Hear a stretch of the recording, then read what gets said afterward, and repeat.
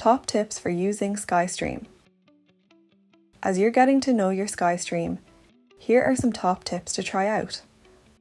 Press the voice control button, speak into the microphone beneath the Sky logo, and go directly to what you're looking for. TV guide. Home. Ready to get back to recent channels, apps or shows? Scroll left on your home screen to see your recent activity. In the TV guide, press left to view the channels by category. Press and hold right to jump ahead up to 7 days. While you're watching live TV, you can see information about what's on now and next.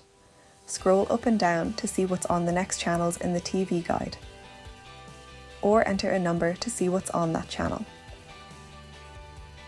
Distracted while watching TV? Use the play and pause button to pause what you're watching. To rewind what you're watching, press left, and to fast forward, press right. Press again to speed up, and when you want to watch again, just press play. To skip to a particular part of a show, press and hold left to move backwards, or right to move forwards.